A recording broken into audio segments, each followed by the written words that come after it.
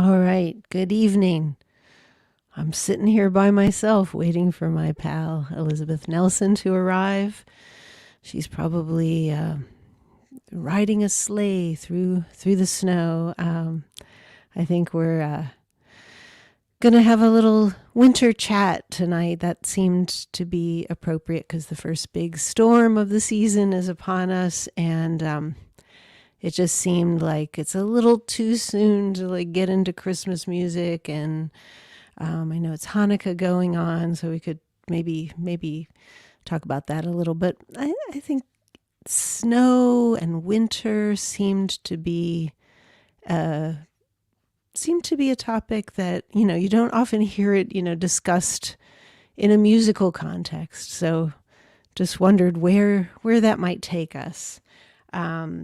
So we usually start off. I'm Amy Rigby, by the way, if I haven't said that already, and this is Looking for the Magic. You are looking for the magic.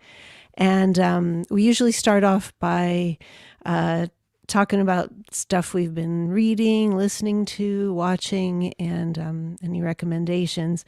Of course, I recommend the Bee Gees documentary, which everyone, I'm sure, is either watching or looking forward to seeing.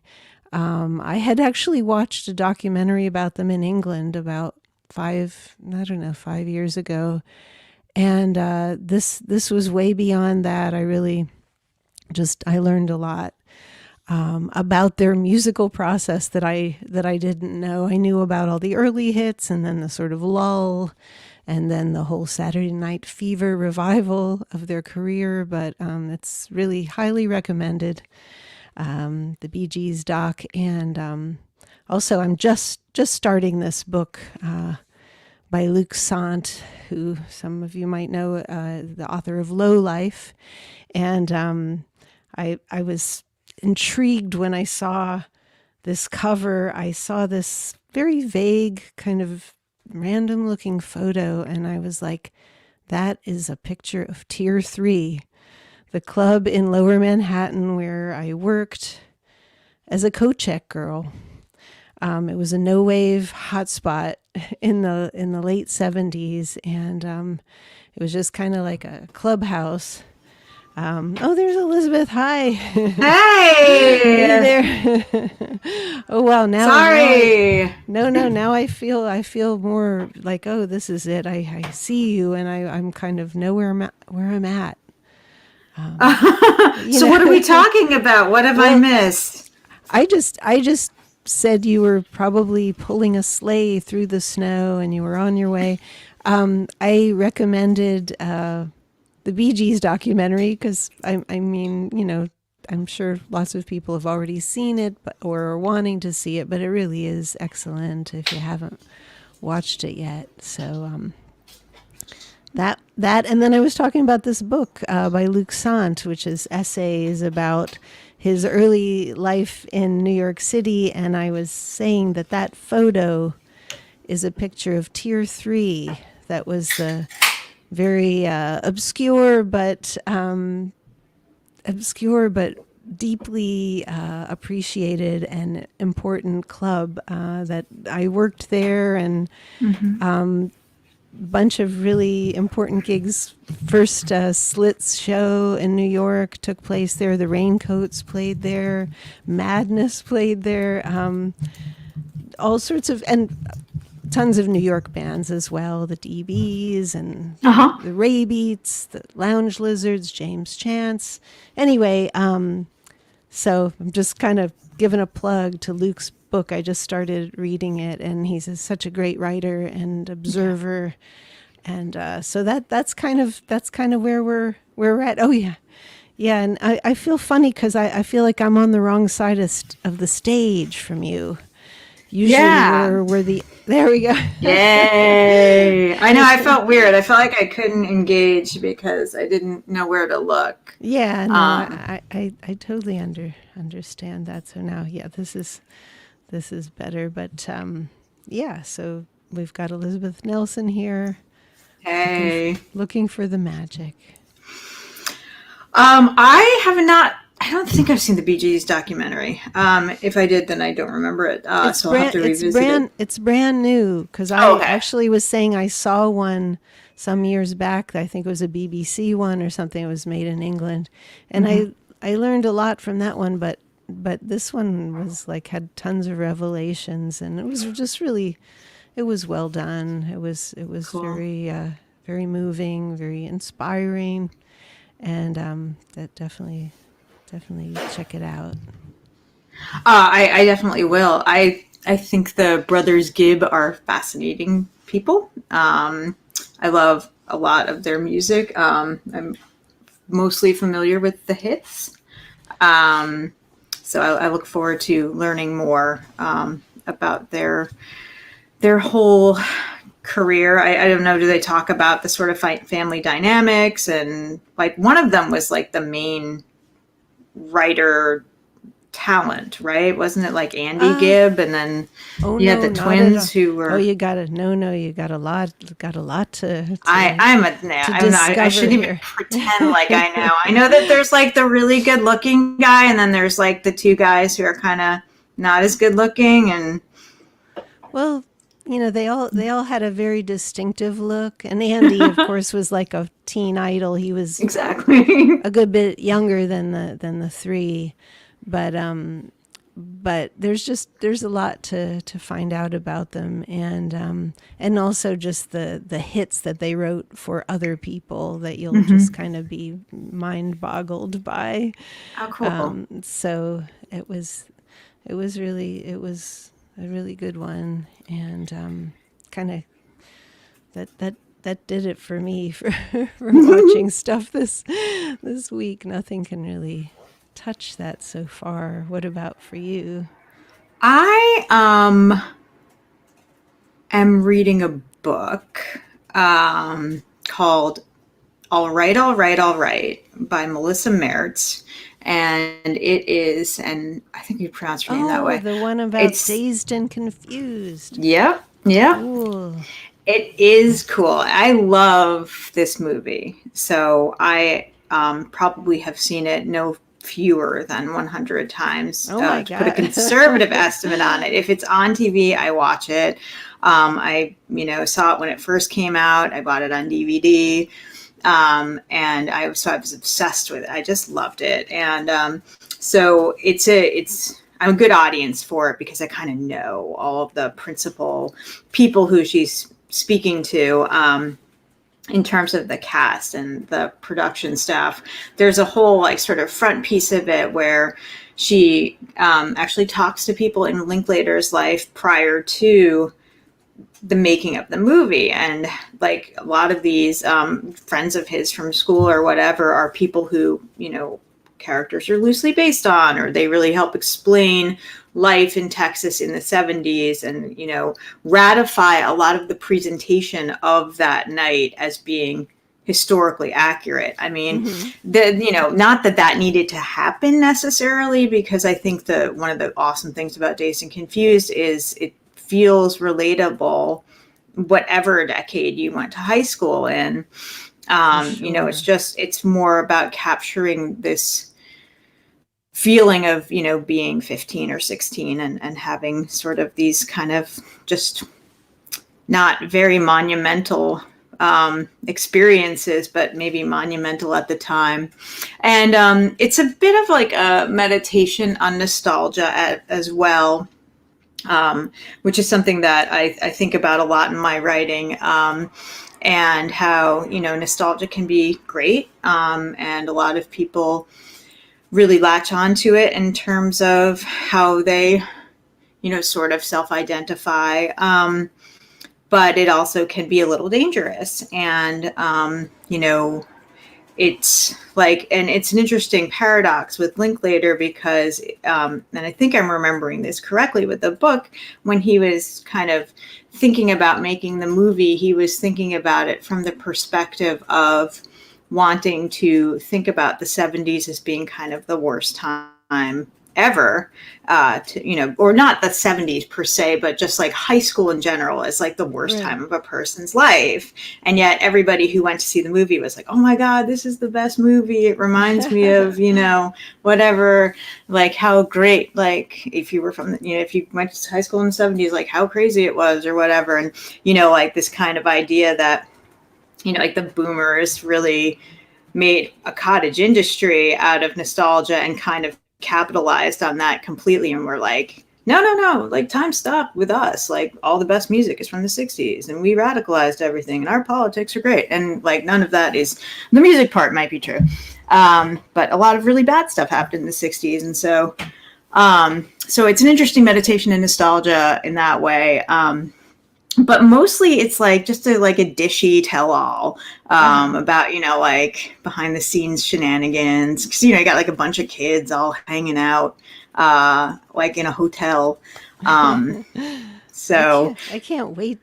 I can't wait to read it. I mean, I think I'm about the same age as Richard Linklater, and when I first saw it, it was just this depiction of my era of high school that was just so perfect.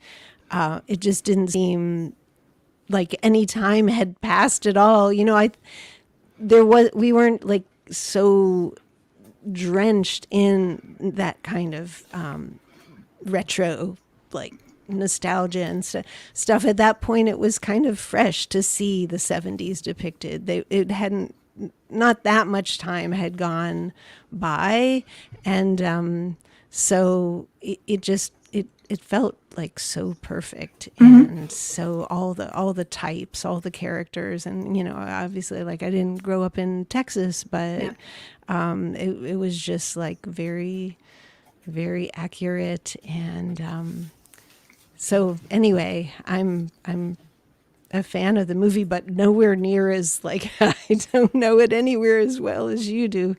I love all his movies really for various reasons, but I'm excited to see this book. It looks like a great way to just kind of know everything that was going on while they were making the film. Yeah, I mean, yes, and I didn't mean to say that you have to be like a super weird fan like me and have seen it a zillion times to appreciate it, because in fact not. I mean, you might get some of the names confused every now and again, but it's in the spirit of the film, which is just like this kind of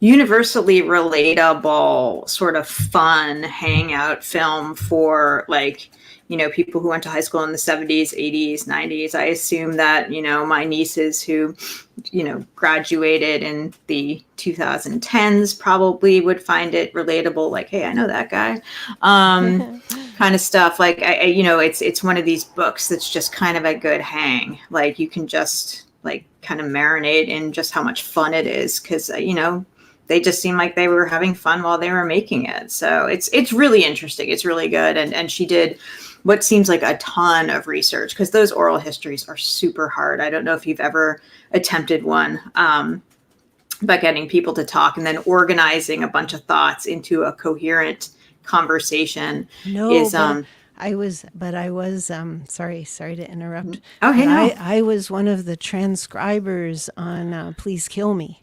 Oh my! I sat in Legs McNeil's apartment and transcribed. I remember hearing a tape of Sylvain from the New York cool. Dolls.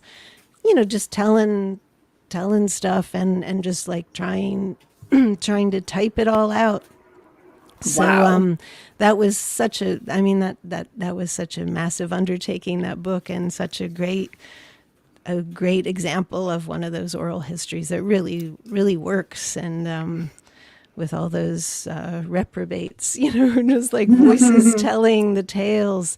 And I just wanted to give a shout out to Michael White, who chimed in there about Dazed and Confused, and said it was such an accurate portrayal of graduating in 1976, especially in a small town or rural town.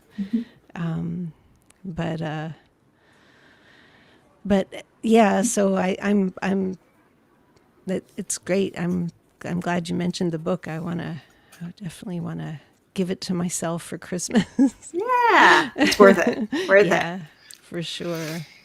So, what is happening with your weather up there right now? Is it crazy snowy? It hasn't snowed here yet, or it's just kind of just getting ready to do that. But it seems like it's, I know my family is in Pittsburgh. They've had like over a foot, and with more to come. And there's supposed to be quite a bit of snow. So it really is like the first big one of the year. And when you were just getting to your screen there, I was just kind of saying like how we were going to talk about, snow and winter. I was thinking like you don't often talk about, the weather in conjunction with music, but I thought about it quite a bit when I was reading Kathy Valentine's book, Kathy from the Go-Go's. Such a great book, All I Ever Wanted. And she talked about, growing up in Austin, just like the Dazed and Confused gang, and how she, wanted to get to LA to, like, I just wondered how come she went to LA and didn't come to New York, that's where I was. And I thought like, well, there's a lot of reasons, and I'm sure the weather isn't like the huge one, but it definitely seems like, show business can happen so much more easily in a place where people don't have to just like deal with this constant, like the difficulty of getting places in the ice and snow. And it can really, it can just kind of affect how you go about your business, like a great deal. Bands in the Northeast, just like it's like a real fact of life. I mean, being a musician in New York, obviously a good thing was you didn't have to have a car. So like if a taxi or the subway could get you somewhere, chances were like you didn't have to like cancel a gig, or you didn't have to like put your life in jeopardy by getting in your vehicle and trying to like drive through the snow. But yeah, like going to LA just seemed like such a cushy ride. In some ways, and like the water there, like your hair, I don't know about you, but like anytime I've been there, like my hair just looks amazing. I don't know if they've got like the hard water. I don't know what it is, but you can wear like the perfect outfit almost all year round, like, jacket and boots, but not anyway. Like you can't rock in a sweater. I'm sorry. I was trying to think of, Jimmy Page in the argyle vest. Mm-hmm. That's about the only person I can think like looking cool on stage in a sweater. Yeah. Yeah. Anybody? I really can't. I mean, I guess Cobain had his cardigans. Good. Yeah, that's true. And he had his stripy kind of black and red sort of iconic sweater, and Sting also had a stripy sweater that he wore. Right. Well, there were those punk rock, those seditionary sweaters, the red and black, almost like the bumblebee. Yeah. But red and black. Those fluffy mohair sweaters were cool. Sid Vicious, I know, kind of like famously wore one of those too, but they weren't. I don't think they'd really keep you toasty warm. No, I don't think so. I think that, well, I mean, maybe Cobain's did, because they seem to be sort of utilitarian, and so maybe that would be like just a cozy kind of Seattle very rainy day thing. But yeah, those other guys, that was probably all image. So yeah, but I think we were, someone was asking when do the tales of debauchery, that other kind of snow, start? But I don't have any of those stories. Yeah, well, I didn't come really prepared with any either because, you know, I also, I mean, I don't, you know, my crew is pretty square, or at least our vice is mostly alcohol. So, yeah, I mean, when I mentioned that, I was thinking of like more like famous examples, like Neil Young in The Last Waltz, just being. I mean, I think everybody got cocaine for Thanksgiving on The Last Waltz, Yeah, right. but It Neil was Young made it part of the act in that he had a big kind of Coke bubble coming out of his nose while he was playing. And it was really, really obvious. And so when they had to release the movie, they had to figure out what to do about this. So they edited it out, and they did such a poor job of it. So his face just looked like this big blur because they tried to take this little Coke thing out. I think it's now been restored to it's the back. original glory. It's definitely back in there, and he's so like crazy. His eyes, I know, he looks everything. nuts. He's so intense and manic that they couldn't really hide. I know, and like it's an amazing performance. You know, I don't necessarily think you need substances to have a good performance, but they can enhance it in good and bad ways. Yeah, you know, obviously Bowie had his whole dalliance with snow, and there's some very wonderful performances of him looking about 15 pounds and very, very animated, which are Right. captivating to watch. So yeah, I mean, like snow is. I will say this, and the answer to the question was no at the time, and still no. But when I and Tim and I and Bruce were at your house to record music, and I had sent Eric demos of my songs, which have a lot of lyrics and go very quickly, and he just kind of looked at me. And he said, I'll try my best Eric impression, which is going to be a very bad Eric impression. But here we go. He said, have you in your life ever done quite a bit of cocaine? Because you sound a bit like a coked up rap bag on many of these demos. Which I just thought was really a compliment.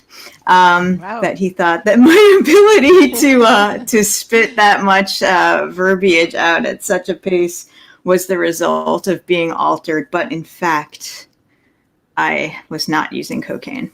So, No, but that was just came naturally to you. yeah.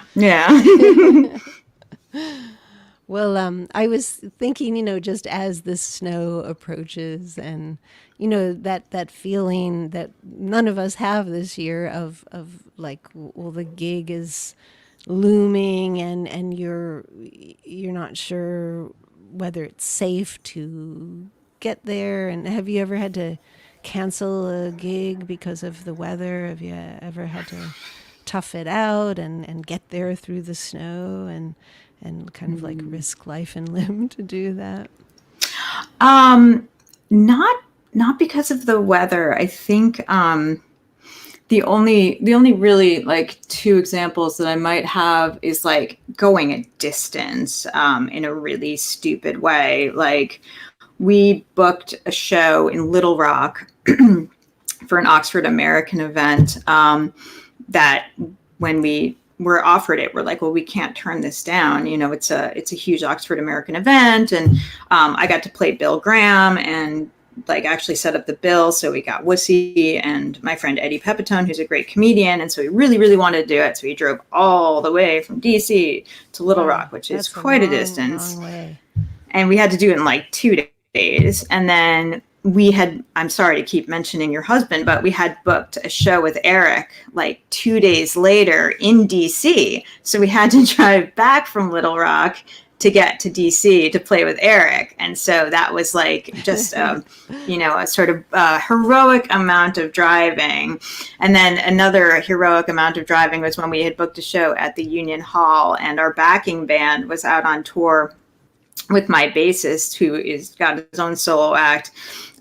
They were in, I want to say, they might have been like Cleveland or Cincinnati or something, but we were in Brooklyn, and they had to get from Cincinnati to Brooklyn like in about 12 hours or something. Like they were going to wake up and drive to Brooklyn from Cincinnati.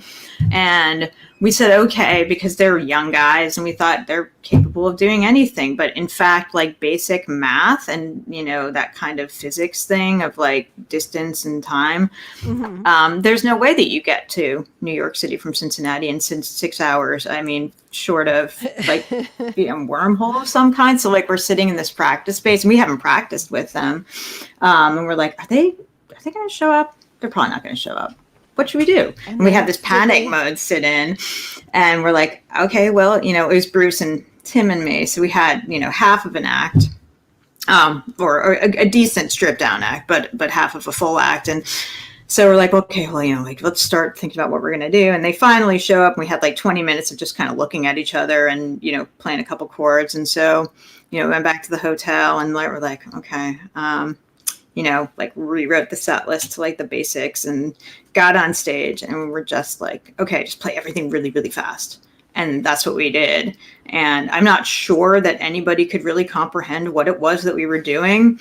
But it was kind of cool and kind of awesome, just because it was like all of this manic energy with these guys who are just exhausted. And then Bruce and Tim and me, who are super. But they did make it. They did. Yes. Yeah, thank God. And they're like total ringers. They're like the most professional guys. Like they're, these just insanely talented musicians from West Virginia. And they're just like the coolest dudes. But like we just hadn't seen them. So we hadn't practiced. And so we just played really fast. And so we just played super fast. And we got off stage, and this like writer friend of ours, this journalist friend who has been following the band, he was just like, more punk than ever, and like kind of impressed. We're like, okay, so we pulled it off. So yeah, just basically driving stuff. Never weather stuff. Weather has been on our side. How about you? Well, there was one. I think the only time I ever canceled a show was when I lived in Nashville, and there was, they don't have the salt trucks and the stuff of like up north. So if it snows or anything cold weather related happens, like the whole city just goes into panic mode. And it was I had a gig booked, and it was a total ice storm. I mean, you like even couldn't walk down the sidewalk. The roads were total ice. So I I decided to cancel my show. And that was like the one time that I ever had a gig in Nashville where pretty much the whole city had planned to come and see me play. Because everybody said after, like, what happened? I showed up, and like no, and you didn't come, like, and it's so hard to get an audience. Well, back in those days, it was hard to get an audience in Nashville because, it was just like so much of a music town. Like now there's a whole bunch of young people who live there who aren't musicians themselves, and they go and consume entertainment. But back then it was the famous quote by the late David Olney was, when I want some time to myself, I book a gig in Nashville. So anyway, that was like the one time I just like, I didn't feel like I was blowing it off. I felt like I made a very measured decision. Like, I don't want people to like be, endangering their lives, by coming to see me play. But anyway, yeah, so I felt like it's like, I will kind of do anything to not cancel. I bought a Subaru. That's pretty much, that was like my way to guarantee that I would be able to pretty much drive through anything to get to a gig. And so I'm not averse to shoveling or throwing down salt. So when it ever happens again and gigs start up again, I almost look forward to, just putting on boots and just climbing over a mound of snow to get to New Haven or something. Nice. I mean, I know like when Eric and I lived in France for a while and did most of our touring like in other parts of Europe, like a lot of gigs in Germany, Austria, and we dealt with like some pretty crazy weather, but you know, these places are, you know, to play Innsbruck in the winter was pretty magical, really. And you know, people would be trying to help us load up the van over just like a sheet of ice, and it was pretty, and you know, they at that point always had like a lot of beer to drink, and it was pretty comical. And you know, the loading of the van was a very particular thing. So just hearing Eric shout in a sort of fractured German to these drunk people on ice was, you know, really good, nice memories. I left out one detail of that story about the Union Hall show where our band barely made it, which was that we sort of consoled ourselves that no one would come to that show. And then about like, I don't know, 10 minutes before showtime, Bruce said to me, "Oh, hey, can you put Ira Kaplan on the list? Because I think he's going to show up." And we were like, "Oh no." And this reminded me of, and I don't know if it's true or not, so permit me to ask, and if I'm wrong about this, I apologize, but you have a song that you wrote called "Do You Remember That?" where you talk about performing with Eric and, or maybe recording with Eric and Yola Tengo, and that it didn't go very well or something. Like you performed, you know, like I know you guys are all friends and stuff, but like that you tried to work with them or something and it didn't go well. And I was just wondering, is that a real story? And is it a story you would yes, mind telling? It is a true story. It goes back to 2009 when Yola Tengo invited me and Eric to tour with them in Europe, and we were living over there at the time. So we were in France, but there was only one gig in France, in Paris, and the rest was like Germany and Holland, Belgium, Austria, and Switzerland. And so I wrote I wrote that song, "Do You Remember That?" for us to kind of play while we were opening for them, to explain to their fans, like, you know, this was kind of like, howdy do, here's who we are and what the hell we're doing here. It was based on we kind of held them responsible a little for us getting together, because after Eric and I first met, and he was kind of famously hard to get in touch with, or like wouldn't return emails, and Ira got in touch at one point a few years later and was like, do you know how to reach Reckless Eric? We want to invite him to play on one of the Hanukkah shows. And he did. And so I did kind of make a point to like try to find him again. And so then for that Hanukkah show, it was Reckless Eric was a special guest, and they had my old band The Shams as also one of the guests. So I reconnected with Eric that night. And then I guess it was like 2 or 3 Hanukkahs later, they invited us, who had now become this new couple, to perform on a Hanukkah show. And we were supposed to play Je t'aime, the Serge Gainsbourg song, and Red Rubber Ball. And and like neither of those are that easy to attempt, especially with no rehearsal or anything.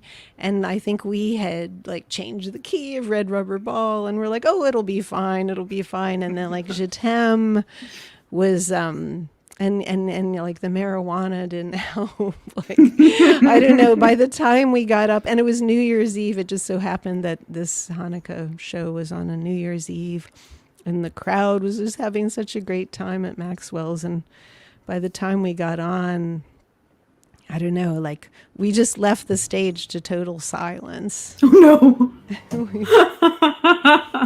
We just were anyway, so that found its way into the song.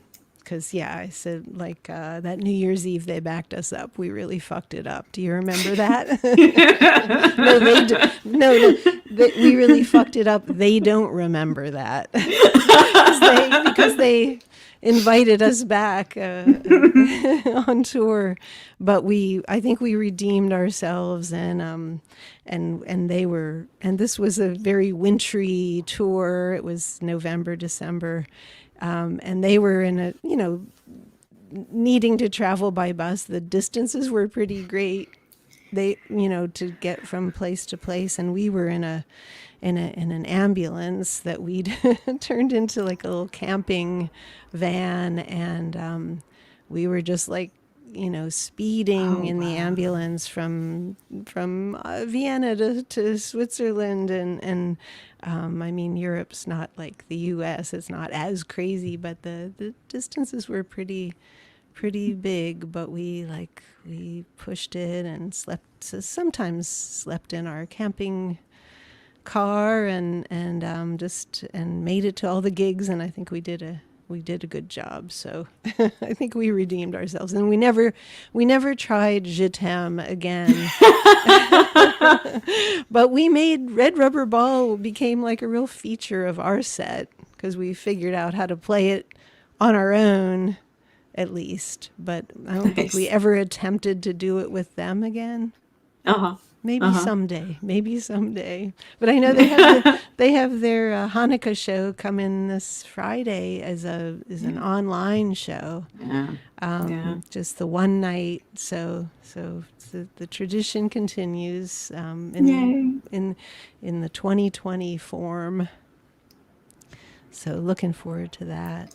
Oh, me too. I've never actually been to one of the live ones, but I know they are stuff of legend, and I look at people's posts on social media for every one of them with, right, I know. Hearts. It always looks so fun. It's fun to catch up and find out what you missed, and but it's also super fun to get to be there. So it's a real winter treat. Mm-hmm. Well, what else should we talk about? Do we have any listener questions from our friend Michael White or anyone else who has joined? Or Husker Du defines snowy music.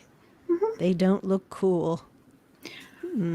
Well, yeah. I think in the way of maybe Minneapolis, Minnesota. That is some pretty heavy snow country. Mm-hmm. But there was an honesty, and that was a great era of music too. Like it wasn't, the style. I don't know. Even the people who didn't have like quote unquote style. Yeah. Just they looked good. Like it looked. They lived. They dressed the way they lived, and it was all kind of connected to their whatever those, or what's the word for their their work ethic, their sort of mission statement as a band. It all went hand in hand, and it was real down home and low key, but it was real unpretentious and inspired confidence. Mm-hmm. Yeah. It gave a lot of bands that maybe didn't look cool the idea that maybe, I mean, I think they look cool, by the way, but I understand the sentiment for sure. But just like average just sounds like a pejorative, but I don't mean it that way. Workaday kind of folks. Workaday, like they look like they look like the audience basically, and that was very freeing, and gave you a license to do something, even if you weren't Bowie thin. Well, if we don't have a question, I guess one question that I could ask you is, we've talked about performances that you yourself had to cancel. Was there a show that you were planning to attend that got derailed by the weather? Oh, that's a good question. Gosh, I can't think of any. I mean, it feels like like promoters are always, they're hell bent on making those shows happen. Sorry, my internet kind of Cut died out. for a second. So you went to a little spinny black thing, and I went to a little spinny black thing. So I don't know if you heard the question I asked you. I didn't hear what you asked Yeah, me. I did. I did hear Okay. you ask. Yeah, if Oh, if good. I ever had a show that I was looking forward to going to Yes. just be canceled, and I can't think of anything. The only winter show I can think that happened was in when the Sex Pistols were coming to the U.S. Their first show was Pittsburgh, and I was living in New York City at the time, but I went home for Christmas. And I think the show was supposed to be like December 27th or like right after Christmas. And like my brother and I like rode 2 buses down to Homestead, PA, which was like the steel mill, where the steel mill had been, like the big Homestead mill, and that's where the Leona Theater was, where the concert was supposed to happen. We went down and bought our tickets, and so exciting, like we were going to be the first in the U.S. to see them. And then my dad was watching the news one night, and he said, your concert's been called off because their visas were denied. They couldn't get into the States. Yet the first show ended up being Atlanta, like 10 days later or something. And so that show never happened. And somewhere in a folder, I have these tickets. Oh, wow. I never took them back for I think they were like $3.50 or something. $3.50, that is. But yeah, I held on to those tickets forever, but it, it was really like huge disappointment. It felt like finally being from Pittsburgh counts for something. We get to see the Sex Pistols first, but never happened. Ugh. That's like the story of Pittsburgh, I guess. I don't know. I don't know. It's all turning around there now, and Yeah. it's all craft beer, and it's great. Yeah. It's there's plenty goes on there now. But thinking about like the snow and stuff, I thought like, wow, it really was hell in the winter there, and you didn't hear of that many bands coming from Pittsburgh. Cleveland, yes. Akron, yes. Yeah. They got plenty of snow, but it was a different kind of terrain. Pittsburgh's really like in the mountains, sort of, going on down into West Virginia. And the roads were terrible, and it was all hills and just like treacherous. And so I think the only band from back when I was growing up that I can think of that came from there, aside from Lou Christie, was the Jaggers. Had a hit, and sort of Wild Cherry, Play That Funky Music, White Boy, were Yeah. sort of, they were from Ohio, but they were very Pittsburgh focused, I think, with their early, with their career. But I always felt like the shitty weather and the bad roads had a lot to do with there not really being that much of a live music scene coming out of touring bands anyway, coming out of Pittsburgh. I could be I do wrong. feel like nowadays it might be a destination on some routing schedules. I think they have some venues at this point. Oh, So, sure.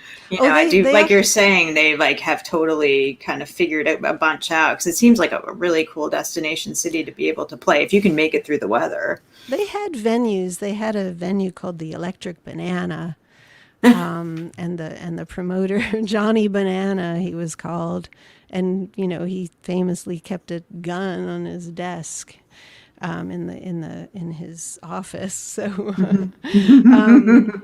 but but yeah, I think they have developed more of a more of an audience there, and it all, every place I've ever lived, becomes better after I leave, It's not an accident. Pittsburgh, Nashville, Brooklyn. Although then it like reaches some point where you kind of wish it would go back to the way it was. So, Yeah. it looks like we've got a question. Paul, is it Healy? This week I found a Christmas song I didn't know existed.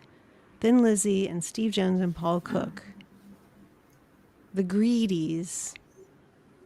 Is it The Greedies, A Merry Jingle? I don't know if I Yeah, that's what remember I'm this saying. one. Yeah, The Greedies, A Merry Jingle. I don't think I know it. Yeah, I'll Is have it to a check it out. is it a good one? Is it worth seeking out? Personnel alone will probably force me to give it a Yeah, listen. that would be, I think it could be fun. Oh, here's a question from Michael White. How do you think your writing would be different post-COVID? Any indications so far your work will be influenced? I think for sure. What about you, Elizabeth? Well, I don't think I really plan to address the virus directly in like lyrics or anything. I mean, maybe I will. I don't know. I definitely think that recording has become so much more difficult. So I think Sure. that, putting music out is going to be difficult um, for a while. But um, I think once there's a vaccine, we'll probably go back to doing what we do. I just don't know that I have much topical material on the pandemic. I'm just, I think Van Morrison, kind of occupied that space enough. I don't know, like, I'm not very good at being like directly topical like that. I don't think so. I don't know if that's the question. I don't know if I'm answering it well, but I feel yeah, like I mean, I've written a few that feel like they definitely stemmed from the pandemic. They and I wonder, and at least one of them I think is a really good song. It's called "Welcome to yeah. the Block," and I just don't know, like, if it'll feel like Oh something people want to yeah. hear after all this is over. Yeah. It'd be sort of like a time capsule, I guess. But I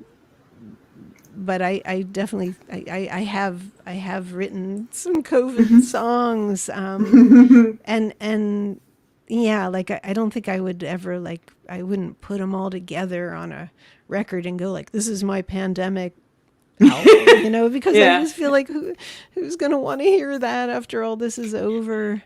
But maybe, kind of like sprinkled amongst other type of songs or something, maybe that could that could work.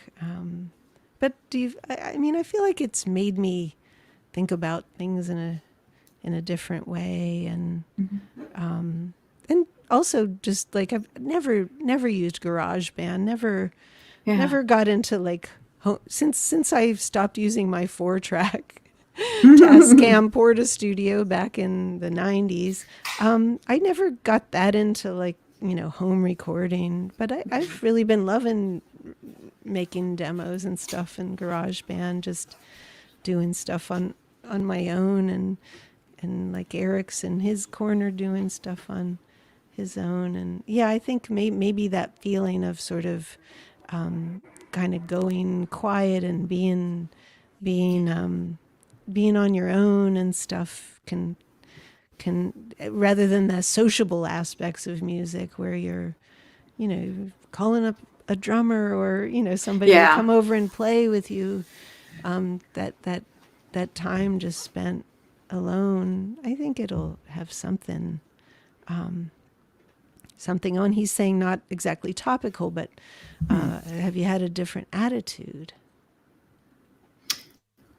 Um, that's I a think about good death a lot question. more. Yeah. I really do. I think about mortality. Maybe it's just an age thing, but it's been so all around this year.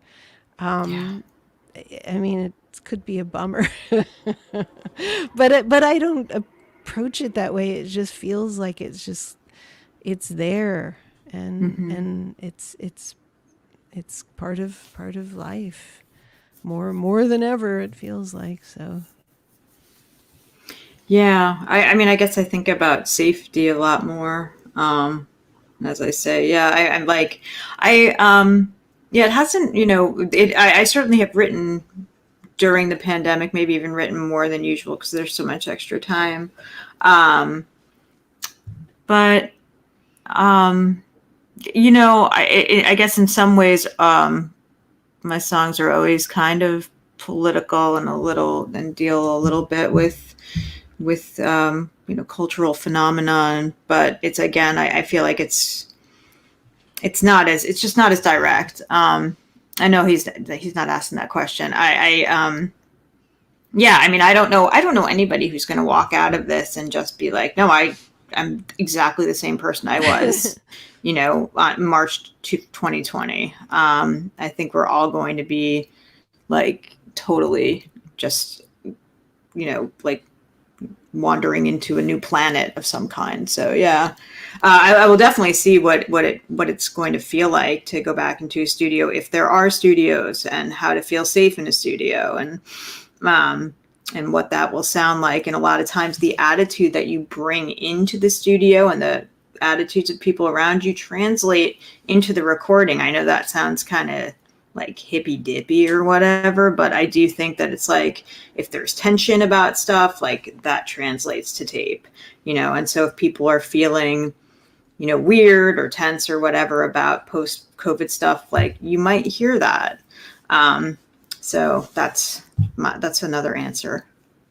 Yeah, maybe there'll be. I don't know. I heard somebody talking on some radio show today talking about how, maybe around 2024, there'll be this sort of, that's when people will just go nuts like they did in post Franco Spain, where they just Yeah. started, partying in the streets and going crazy and just doing whatever the hell they wanted.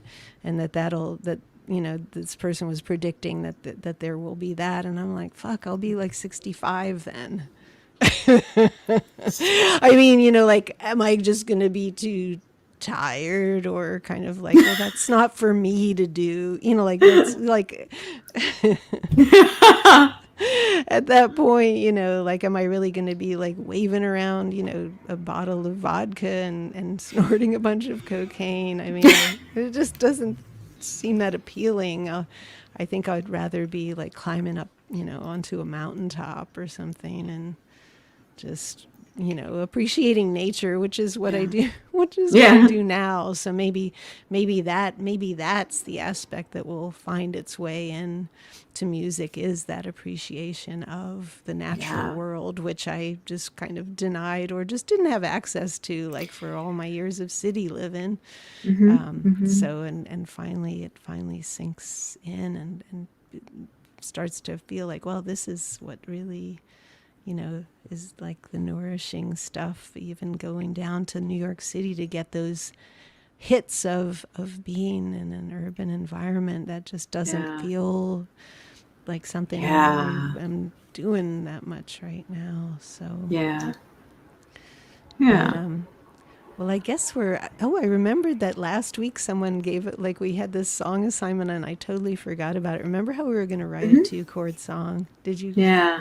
did you get around to that? I've thought about it. I've been messing around with it. I haven't finished it yet. Oh, good. But Yeah, I haven't yeah. even started, but maybe maybe next time we'll revisit that idea. Yeah, that would be fun. Maybe I don't know the capacity of StreamYard, and we could talk about this offline, but I don't know if there's a way to share that kind of stuff Oh, I bet.